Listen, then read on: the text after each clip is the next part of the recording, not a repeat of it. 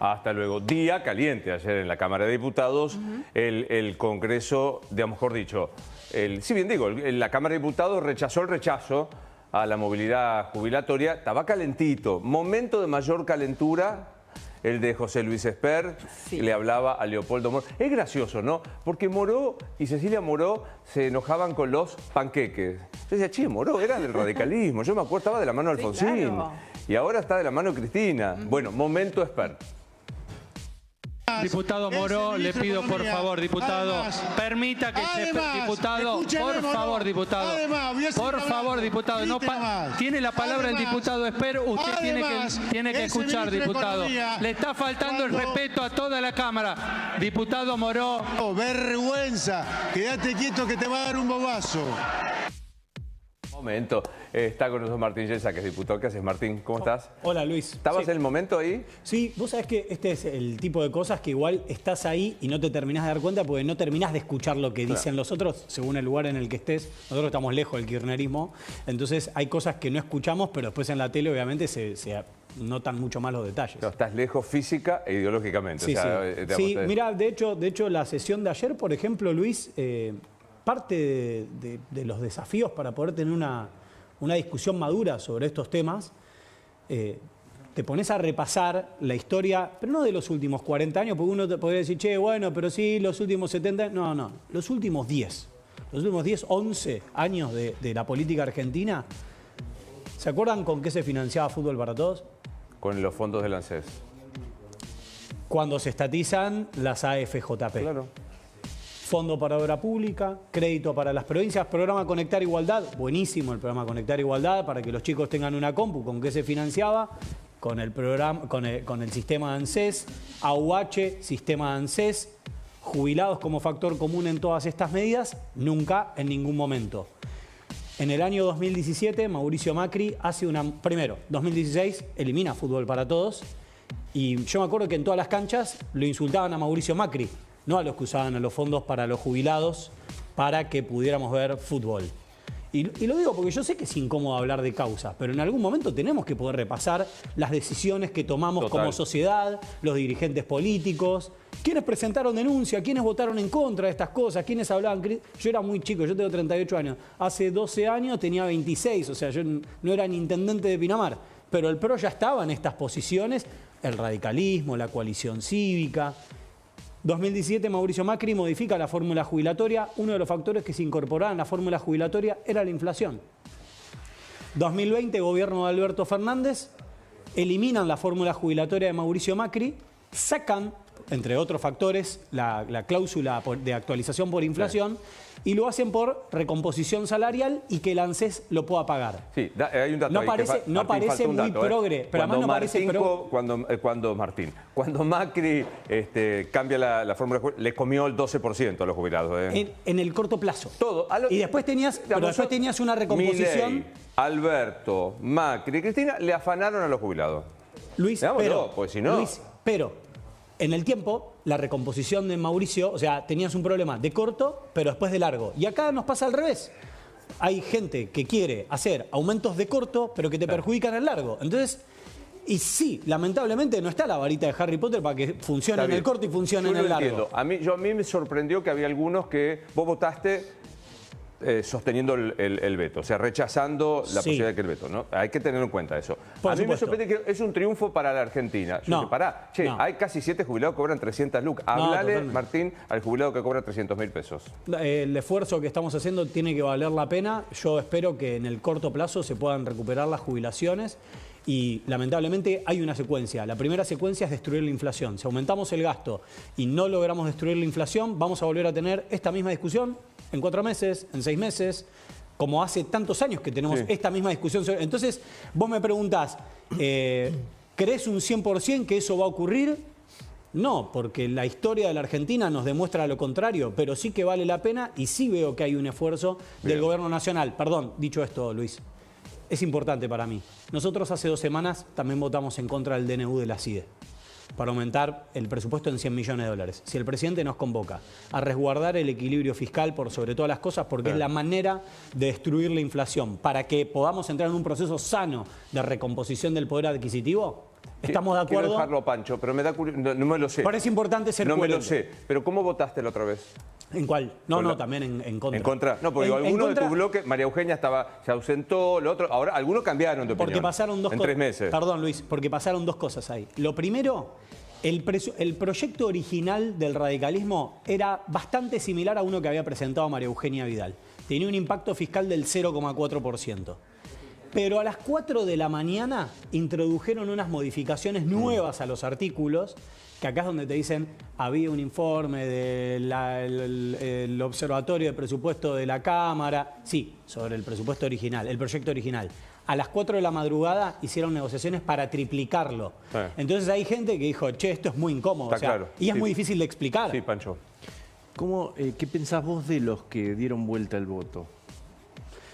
Yo a muchos de ellos los conozco y quiero ser muy sincero sobre esto. En la Cámara y en las últimas 2 semanas hay gente que se dio cuenta que mientras estaban debatiendo el tema jubilatorio honestamente, a favor, en contra, se dieron cuenta que gente de su propio bloque que en público dice A, en paralelo hacía otras cosas. Entonces hubo gente que se dio cuenta. Y, por ejemplo, tenés diputados que han asumido en empresas estatales que pertenecían a bloques ideológicamente, que no habían votado y asumían otro. Entonces, y la bicameral de inteligencia. Entonces, pasaron una serie de cosas en el Congreso donde son cosas muy difíciles de explicarle a los ciudadanos, pero que los que están ahí dicen, ¿de qué estoy siendo parte? O sea, yo pensé que estaba siendo parte de una discusión jubilatoria, pero entonces se dieron cuenta y dijeron, che, ayer, por ejemplo, uno de los diputados dijo, pero, no sé, Congreso de la Nación, Cámara de Diputados, dice, igual esto recién empieza, ¿eh? Puede decir, che, pero ¿esto es un Congreso de la Nación en democracia o es una cosa de avisos mafiosos? Entonces, estas son las cosas que los diputados las observan, las ven y dicen, che, yo no me puedo prestar a esto. Esto es otra cosa. Acá le quieren mandar un mensaje mafioso al presidente de que le pueden hacer un juicio político también. Uno de los que, como decía Pancho, se dio vuelta, uno de los radicales, habló. Si hay una decisión que tomar, si el partido tiene que tomar una decisión, si el bloque tiene que tomar una decisión, que la tome. Pero sin vueltas ni payasadas de publicar en los medios, tomar una decisión si quieren impulsar a diputados que entendemos que la Argentina tiene que cambiar después de 40 años de fracaso, que lo hagan, pero que lo hagan ya porque la gente no puede esperar una convención para ver qué decisión se toma. Y ayer lo planteé muy claramente, fui muy directo con el tema y me parece que si hay una sobreactuación es este comunicado. La verdad que estamos, por lo menos en lo personal, estoy muy contento con la decisión que tomé. Creo que el rumbo económico del presidente, más allá de las diferencias que tenemos, el rumbo económico es el adecuado y hay que sostener el equilibrio fiscal que ha demostrado una constante baja del proceso inflacionario y en definitiva una recomposición de la economía, ¿no? Rari, ¿no? Hace 3 meses el rumbo no sería el adecuado, ¿no? Rari, por lo menos rari. Lule Menem dio vueltas por ahí. ¿Perdón? Yo estoy bastante más seguro de que me cuesta creerle a otros que sí saben cómo funcionan las finanzas públicas y además porque a veces por conducta partidaria hay personas que hubieran votado distinto quizás. O sea, te lo invierto. Hay gente que quizás hubiera votado distinto originalmente y a veces por disciplina partidaria terminan votando, terminan acompañando. Yo te recuerdo, esa sesión, yo me la acuerdo perfecto, fue una sesión maratónica, había empezado a las 11 de la mañana un día, terminó a las 9:30 de la mañana del otro. A las 4 de la mañana le metieron modificaciones. A las 7 de la mañana, cuando se empezó a votar, yo te aseguro, Luis, no estaban todos como, che, pero el artículo tal que era lo que... O sea, y la oficina de presupuesto que decía, no estoy defendiendo a nadie, estoy bastante seguro de que no hubo cosas raras con los que ahora acompañaron el veto y sí estoy bastante más seguro de que hay otras personas que están haciendo un doble juego, que es el juego que nos trajo hasta acá, por otro lado. Yo te digo esto. Es el juego que nos trajo hasta acá voy a y yo usar siento la que cambió algo. No voy a ser demagógico, decir, vos levantaste la mano y le sacaste 16.000. No lo voy a decir eso, está claro. Pues, digamos, entendimos lo que heredamos, entendimos lo que hemos hecho siempre que no funcionó, etc. Dicho esto... El gobierno no tiene margen de error, está claro. Digamos, otro DNU ¿Qué hacemos con los jubilados que ganan 304.000 pesos? Porque si vos decís, lo que se había votado originalmente, antes de las 7 de la mañana, era solo el 0,4, imagino que hoy vas y presentás un proyecto para que le den eso. Es que está presentado y uno de los problemas técnicos, estas son las partes difíciles de explicar del trabajo, que tiene reglamentos, tiene leyes, tiene procedimientos. al vetarse un tratamiento previsional jubilatorio, no podés hasta el año que viene.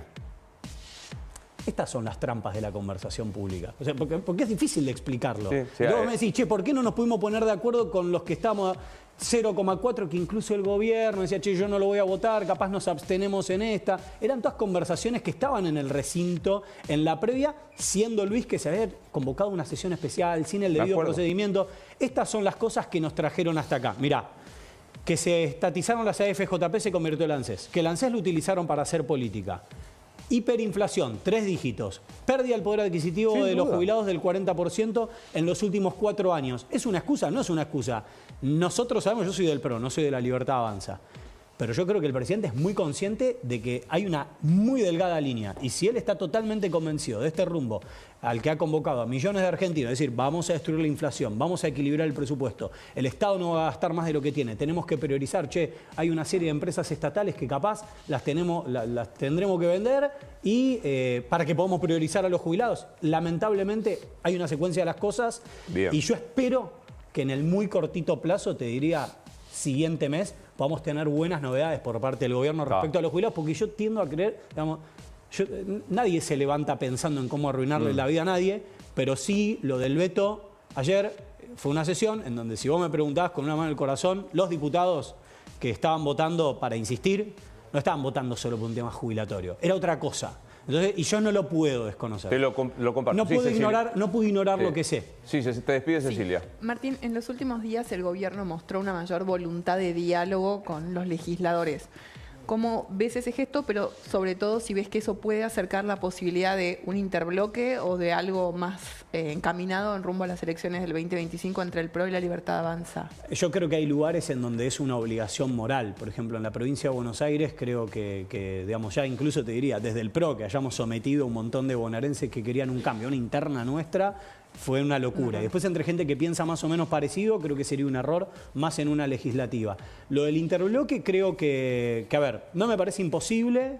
Si pienso en ayer, tengo cosas positivas, pero si reviso el último mes, no. Digamos, por un lado, porque el propio bloque del presidente tiene problemas, digamos, es un interbloque, se dividió en 3, se le fue gente. Y nosotros hemos estado acompañando y apuntalando una parte de la discusión pública, como ahora, en el Congreso, enriqueciendo los proyectos, pero de lo que no te puedo salvar es de vos mismo, digamos. O sea, yo llego a acompañarte, pero no podemos ayudarte contra que vos mismo tengas. Entonces, que el propio bloque de ellos funcione, se sanee, que tenés peleas públicas. Es decir, obvio. O sea, salen de reunirse con el presidente, se pelean en Twitter. Entonces, todo eso hace que, sí, estamos en una delgada línea con estos temas que son muy sensibles, y yo creo que uno de los temas centrales en donde requerimos un cambio cultural en la Argentina es cortar con esto de que se prometa lo que no se puede cumplir. Pero es una delgada línea. Espero que el presidente encuentre la sabiduría para que podamos salir de esta situación lo más rápido posible. Es bueno, Yesa. Sí, ojo, que es de la renovación de aparte me tiró por la cabeza, tengo 38, para que uno se sienta como una porquería. No, porque es un golpe bajo que no. Estoy hablando con ellos, no estoy hablando con vos. Es muy. La verdad que, más allá de consensos, disensos, son un tipo muy inteligente. Me parece que es súper interesante. Gracias, ¿Y ahora qué hacemos con el PRO? Porque tenés a Patricia Karina Bullrich y a Mauricio. ¿Y ahora qué fachamos? Bastante convencido de que yo estoy en el Congreso, veo el sistema político y hay algo que está roto. Y es más, veo cosas. Anoche cené con empresarios, la Cámara de Empresarios de Uruguay, y me contaban, ahora van a votar un aumento jubilatorio en Uruguay. ¿Sabes cómo se vota? Votan los ciudadanos. O sea, ¿aumentamos o no aumentamos las jubilaciones? Se vota ahora con el presidente de la Nación. Wow. El sistema político completo está en contra. El partido de Pepe Mujica y el de la calle Pou dicen, miren que aumentar las jubilaciones o dejamos de hacer tal cosa o potencial inflación. Pero hay una mitad de la sociedad que lo quiere aumentar. ¿Qué tendría de novedoso el asunto? Que si tenés al sistema político que te avisa, che, mirá que yo estudié este tema, tiene esta consecuencia, esta decisión que podés tomar. Pero si en el mediano plazo es la sociedad la que finalmente lo vota y después hay inflación y después tiene consecuencias de crisis económica, bueno, sí, se votó. Y entonces cuando yo veo esas cosas digo, qué interesante sería, obviamente, con las diferencias de escala entre un país como Uruguay y un país como Argentina, introducir estos conceptos, que podamos compartir evidencia. Y el PRO hoy está en un proceso de recomposición, de construcción, liderado por Mauricio. A mí me pasa que, no sé si es sacar intención de voto, imagen positiva. Yo sé que hay mucha gente para la cual el PRO, que sienten algo bueno por él, porque dicen, che, qué bueno que están ustedes, qué bueno que existe gente como ustedes, que están aportando, que están haciendo un acompañamiento responsable. Entonces, entre eso y que hay un montón de gente que piensa que las cosas podrían funcionar de una manera mucho mejor, bueno, habrá un proceso. No, me quedo pensando qué honestidad intelectual en el Uruguay, lo veo sin saber del tema. Desde Pepe Mujica hasta la calle Pou. Que la calle y Pepe Mujica... Dicen, en veredas bien opuestas dicen, che, el sistema no da. O sea, si hacemos esto, ¿nos aumenta la inflación o dejamos en obra pública? Con no la sé. Chile de Boric pasó estudian los números. La clase política de Uruguay estudia los números. No, y aparte no discute que 2 más 2 da 4, no, que acá en este país se discute. Digo, qué interesante, ¿no? Con Boric lo mismo en Chile. Cuando lo fueron a ver los empresarios en medio de la pandemia por un IFE como en la Argentina, Boric les dijo... Pero no ven la inflación que tiene la Argentina. Ustedes dicen que para paliar la inflación emitamos billetes, sino un aumento de las reservas. ¿No ven que en 6 meses vamos a tener un problema cuadrático? O sea, vamos a tener un problema exponencial sobre este mismo problema que ya tenemos. Entonces, acá con las jubilaciones, yo creo que hay 2 cosas muy centrales. 1, dejar de prometer lo que no se puede cumplir. 2, terminemos con el día de la marmota. O sea, emitimos billete de vuelta, en 6 meses vamos a estar en la misma situación. Entonces... es cortarlo y que el gobierno, naturalmente, yo estoy bastante seguro, pero es intuición 100%, estoy bastante seguro que el gobierno, por un lado, quería que el Congreso corte con esta gimnasia legislativa y cada 3 semanas aumentar el gasto sin presupuesto, y por el otro lado, estoy bastante seguro intuitivamente que van a hacer un aumento. La última vez que te vi fue en la entrevista, a la noche, a la medianoche, y te dije, entra por ahí Patricia, ¿qué le decís? Dejate de joder, Pato. Se reenojó. Entra por ahí Patricia Bullrich, ¿qué le decís? Mejor. Está ¿Va mejor? Más concentrada en su trabajo. Mejor. Sí. O sea, si cada uno de nosotros se concentra en lo que tiene que hacer, esto funcionaría mejor, Luis. Placer verte siempre, Martín. Placer, muchas gracias por el libro que me mandaste regalo. Es un político y lee. Rarísimo. Rarísimo. Y no encuesta, no estamos hablando de encuesta. ¿Lo pudiste ojear un poquito? El capítulo de Rorty es... Dejar, o sea... digamos de qué libro se trata, Pato. Es un libro que con Luis conversamos en su ciclo de entrevistas a la noche, en donde se debaten Laclau, Chantal Mouffe, Derrida, que son, digamos, con todo el tema de la deconstrucción, y un filósofo americano que se llama Richard Rorty. Y Richard Rorty, una de las cosas que dice es, uno de los problemas de la deconstrucción es que implica disolver soluciones a problemas que ya tuviste. Y uno de los problemas de la deconstrucción es dar soluciones a problemas que no tenés. Entonces vos a mí me preguntás, lo traigo a la política argentina, es súper, dejar de crear soluciones a problemas que no tiene nadie, que el gobierno, que el Estado se concentre en los problemas que sí tenemos. Me pareció que estaba escrito sobre la Argentina. O sea, digo, es espectacular. Placer. Igualmente, muchas gracias. Así está en la ciudad de Buenos Aires, a las 11:22.